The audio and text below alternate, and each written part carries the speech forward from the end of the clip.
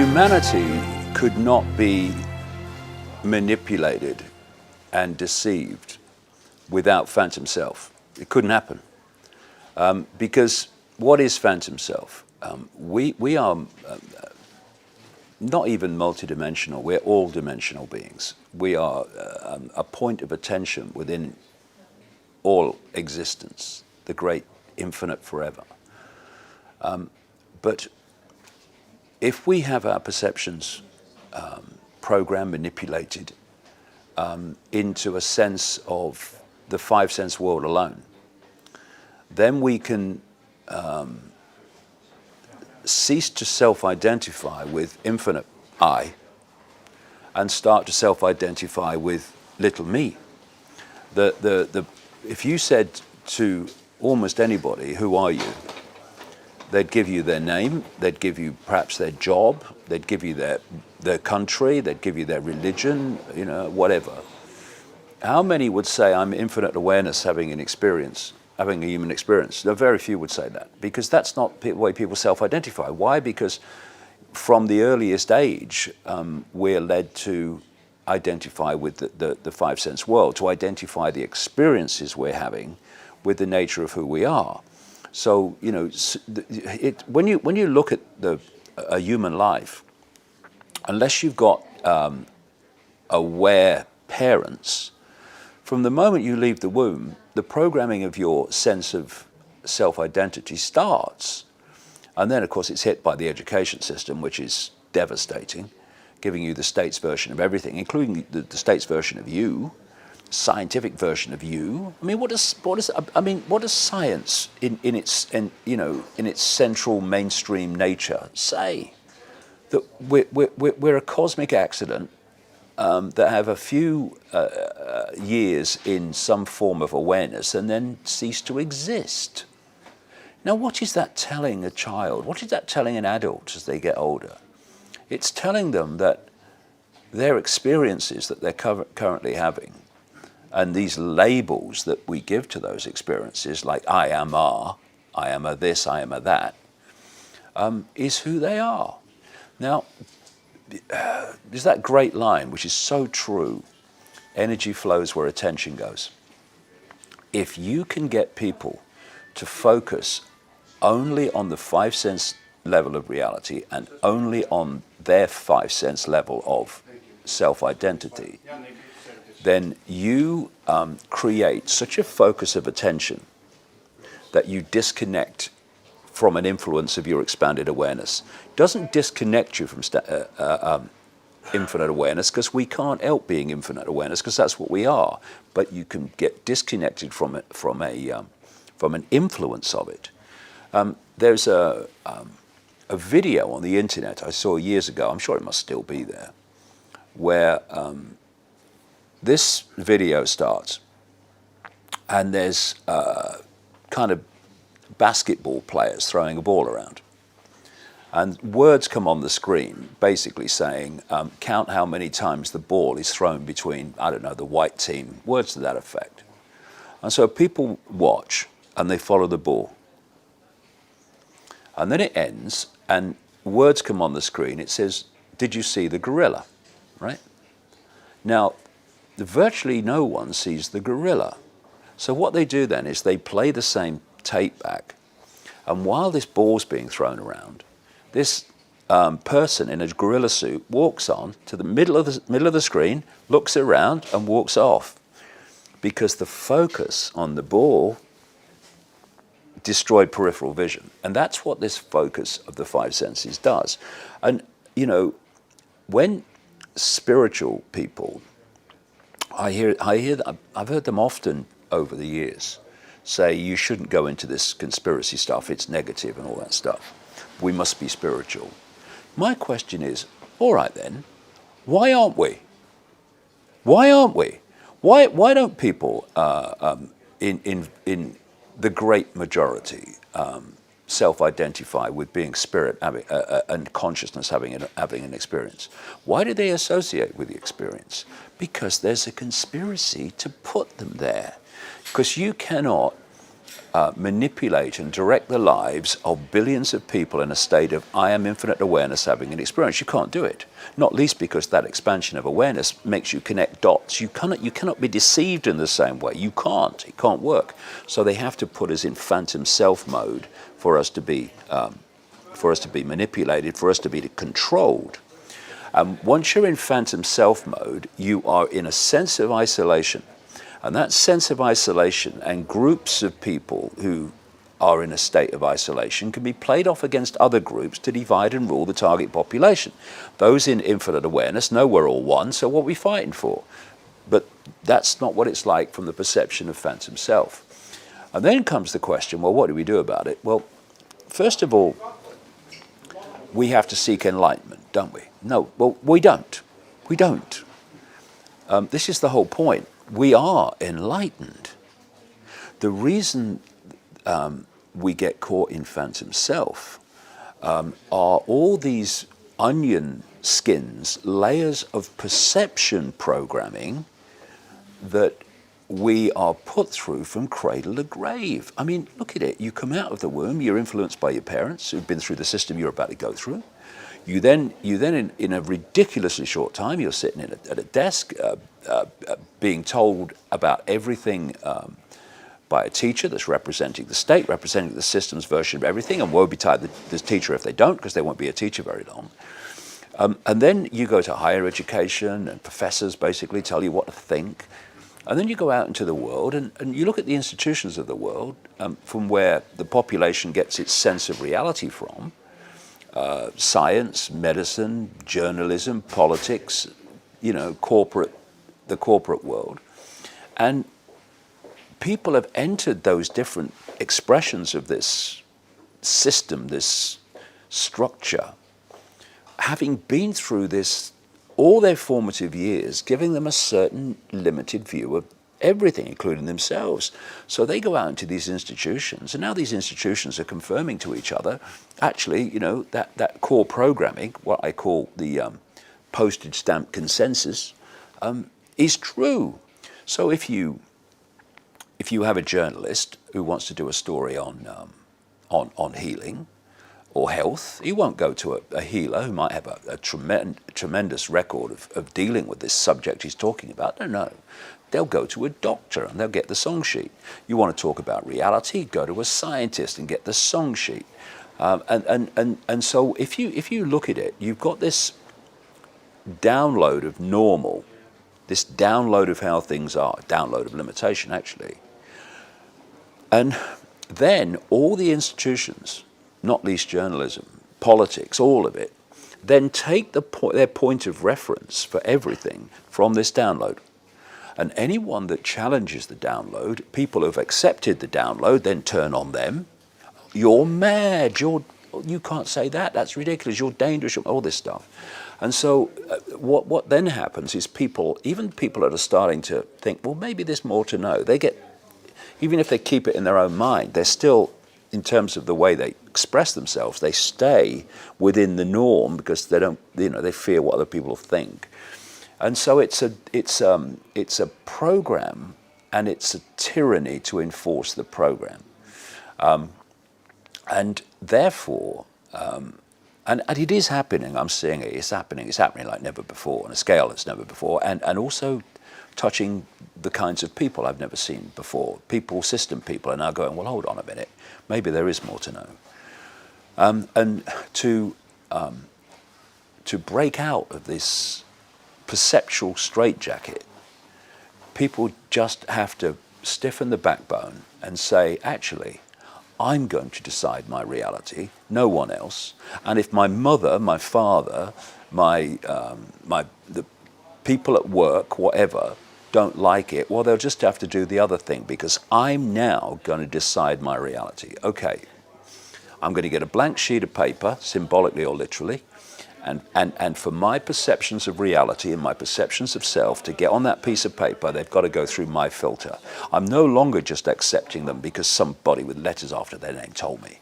I'm no longer accepting it just because everybody knows that. Well, everybody knows that because everyone's been through the same program. This is how it works. you know, and so it's this awakening. What is this awakening that people talk about? It's simply a deletion of the perception programs that stopped us being what we are anyway, which is expanded awareness.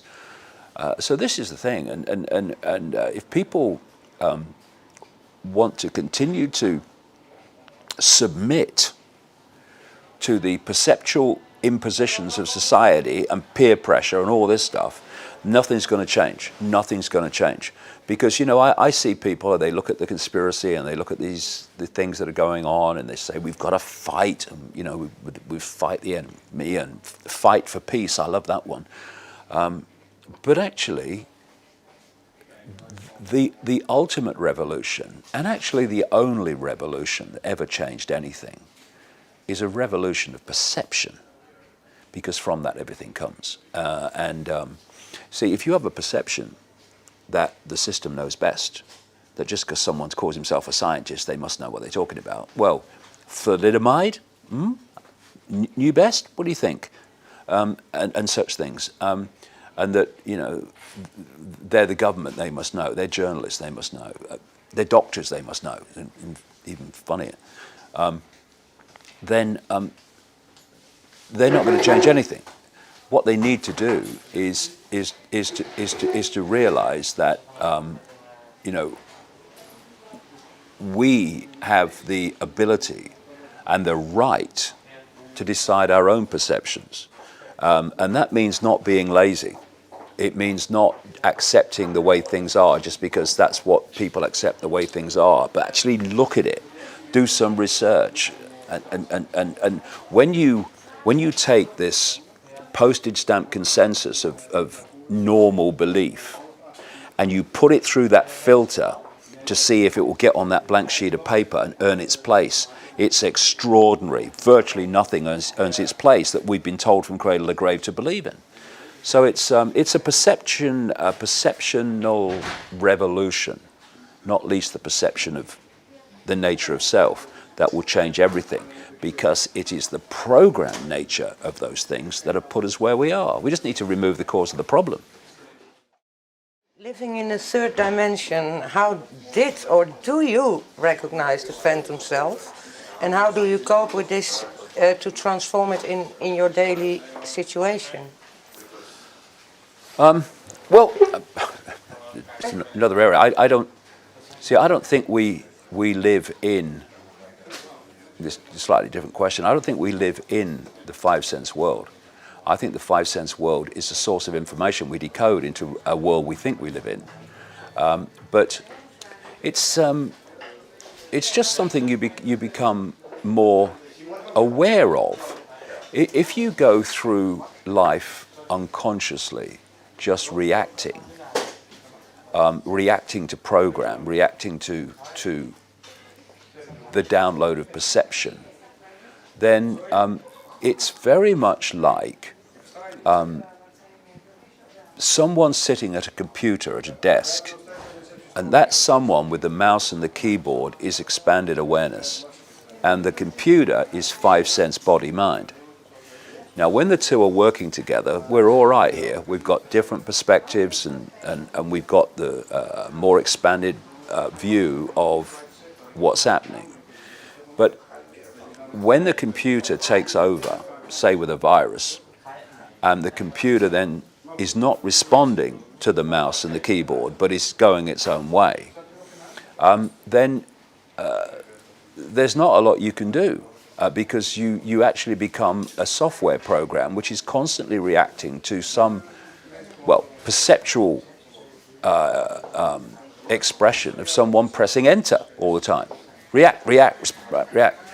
When you become more conscious, and it's not this great, I've got to become more conscious. We're talking about just moving into our natural state. You've got the body reactions, but once you become even a little bit conscious beyond body-mind, you reach that point where you can observe body-mind reactions. Instead of being them, being of it and in it and of it, you're starting to observe it, so you can pull yourself back. And of course, the way the world's structured, all the time we're facing situations that pull us into phantom self, all the time. But you know, my experience is, and it's a constant thing to do, is that once you become even a touch more an observer of yourself or what you think is yourself, then you can start to pull yourself back. It doesn't mean you won't get pulled into a reaction, but pretty soon you'll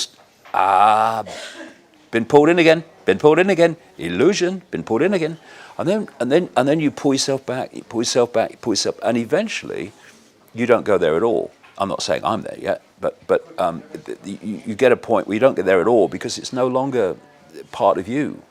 You are the observer as well as the experiencer, and the experiencer and the observer become one seamless unit.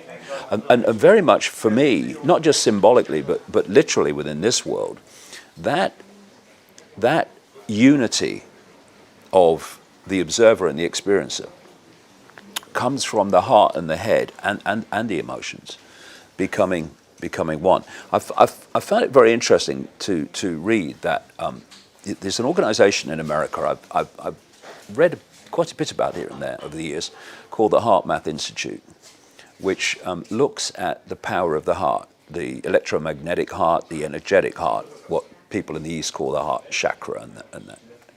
And one of the things they say they found in their studies is that when the energetic field of the head, the brain, the energetic field of the heart, which is the most powerful, they say, electromagnetic field in the body, and the central nervous system are in what they call energetic coherence, in other words, harmony. People move into a higher level of awareness. And when that coherence, harmony is broken, then they go into a lower level of awareness. And if you look at the way society is structured, people are constantly being triggered and poked to drop into imbalanced, particularly emotional states, which break that coherence and hold us down. And one of the things about just starting to go into a sense of observing body mind rather than being a completely it is you start to get a perspective on what matters and what doesn't. You know, it's funny. You know, I have this thing I call the deathbed revelation. If you were on your deathbed and you had 10 minutes to live, someone said to you, okay, looking back, what mattered? All the things that wind us up, that cause conflict, that cause emotional trauma, of resentment and what have you, none of them would be important. None of them would be important. The simple things would be important. How much I loved, how much I was loved, all those things. And if you then said to that person, well, actually, I was kidding you. You haven't got 10 minutes to live. But actually, for the rest of however long you've got, how about coming from the perspective you just come from? And looking at, I've read a lot of near-death experiences who've been out of the body and seen reality in a much more expanded way beyond this focus that this body does. Focuses our attention at a very narrow frequency of reality. And when they come back, invariably, things that were important before are no longer important. Things that wound them up before and don't wound them up anymore, because it doesn't matter. It's just an experience. And so if we can become an observer of our, not even actions, but our reactions, which is basically what emotion does, then we can start getting control of those reactions and therefore have more expanded awareness imposing itself on our human behavior instead of just the body, mind, if you like, computer level, experiencing level of it. And if we did that in enough numbers, the world would change dramatically. You know, it's like things like road rage are an extreme version of what I'm talking about, where people react to something and completely frickin' lose it. And how often do people do things like that and then go, what was I doing? What was I doing? I was crazy to do that. What was I doing? And it's because the body-mind-computer reaction had overridden consciousness. When consciousness has a chance to reflect, it goes, oh my God, what was I doing? It's getting into that what was I doing mode when it happens, not after. Synchronicity is a miracle in itself. To my knowledge, one can only recognize these so-called hidden personal messages provided that we regain confidence in our higher selves. Isn't this sort of mission impossible for a lot of people? Nothing's impossible. What makes it apparently impossible is people's sense that it's impossible or very difficult. If I look back at my life, and I went through a massive initial awakening consciously in 1990, from that moment, the synchronicity of my life, which had always been quite, I'd call it synchronicity, I used to call it coincidence. Well, not a coincidence. Lots of coincidences happened in my life. You know, I mean, I started out as a footballer and then went through being a newspaper journalist and a radio journalist, a television journalist, a national spokesman for the British Green Party. And the synchronicities that made that happen, the coincidences, the bits of luck, were extraordinary. But once I'd had this awakening in 1990, it became ridiculous. You know, I've written all these books. I've put all this information together over 26 years. I'd probably what have I written? Over the years, probably about the best part of 20 books. I'd probably be on book 3 or 4 by now without synchronicity. Synchronicity has been extraordinary. It's led me to people, or it's led people to me. It's led me to experiences. It's led me to documents. It's led me to books that have given me the puzzle pieces. Yeah, wow. Without that synchronicity, I couldn't have done what I've done. I mean, if I'd have thought, okay, I'm going to uncover this now, and I went in search of uncovering it, forget it. Forget it. The reason you can uncover it is because some force is bringing the pieces to you. And without that, you couldn't do it, not on any level. So why is it that you become more synchronistic? Well, there seems to be a law of physics that the more you expand your awareness, the higher your frequency. And the higher the frequency, the more information you can process, you can filter, you can work with.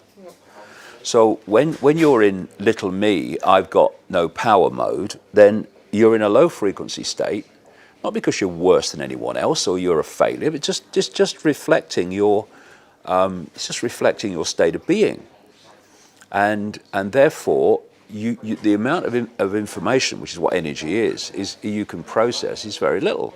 When you expand your awareness, and anyone can do it, then you're processing more information. And this processing more information makes you much more open to synchronicity, because your energetic field can attach to more fields for a start, but it can attach to higher fields, and it can draw them into, you can draw them in, and we draw these fields in, and we call them people, documents, experiences, etc. And we say, whoa, what a coincidence, fancy meeting you here. Well, actually, what if they were an energetic field and you were an energetic field? And actually it's the attraction of the energetic fields that have created what appears to be a coincidence in the world of the holographic world of the illusory physical, as I would call it.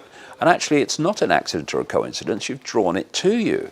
This is why when people say, okay, what I want to do now, I want to break out of the program. I want to be the true magnitude of who I am.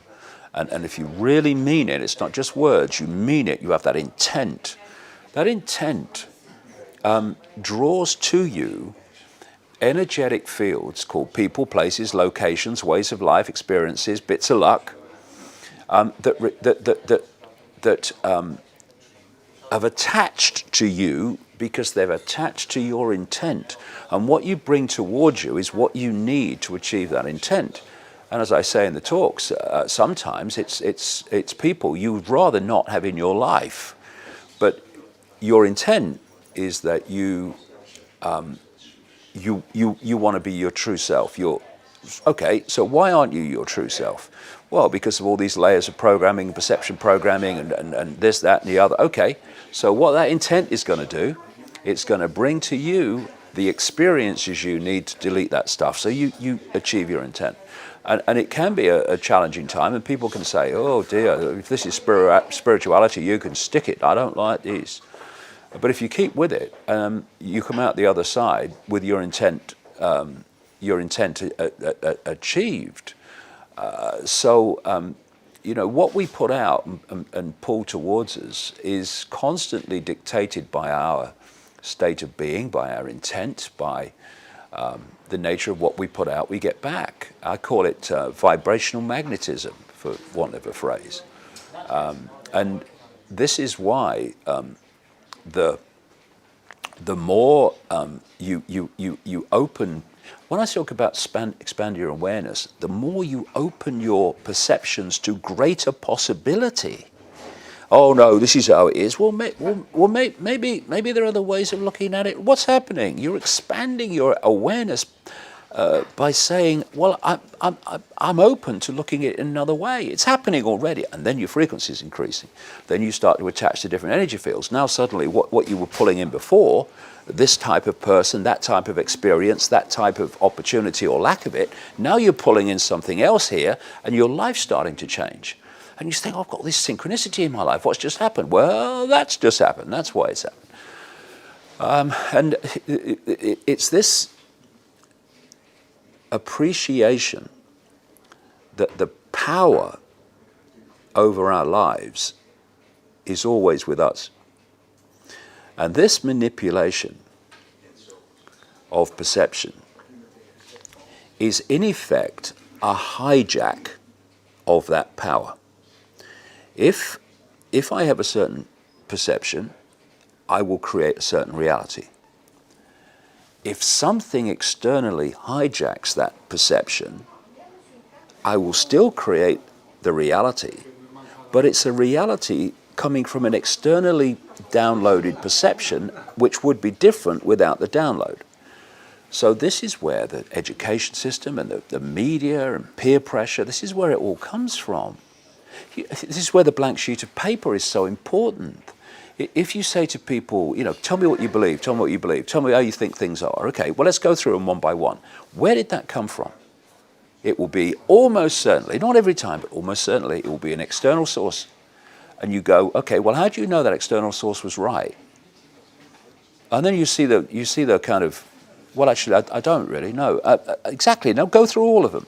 And you realize that what you've done is you've taken your perceptions from external sources of information. You've created a construct you call, this is how I see things, which is not how you see things, it's how you've externally accepted yourself to see things. And that perception of how you see things will draw to you an expression of that state of perception. In other words, if you can download someone's perceptions, you will dictate the life they live.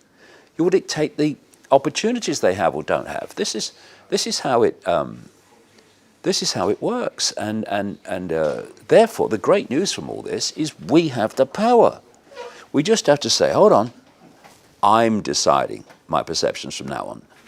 Never mind what's gone before. Never mind what you said. I'm deciding them, right? And then we can create a reality that reflects the true self rather than someone else's version of what we should be. And if enough people do that, the world changes. Because the world is as it is because people have accepted the download and they're living the life individually and collectively that suits that which made the download in the first place. The only revolution that's going to change anything is a revolution of perception. And that's the revolution that's starting to happen. The stirring has started. The stirring has started, and the next 5 to 10 years are going to be amazing. because the stirring is going to become a tidal wave.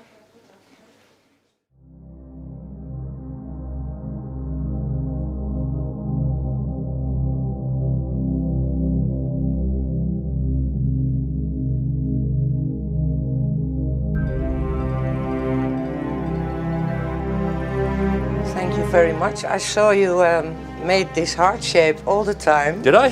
Did you notice? I didn't know. I love it. It's beautiful. So I would say Body language. continue and go on. Keep Thank on you, the I good will. work. Thank you. Thanks for it. We love you. It's been a pleasure. Thank you.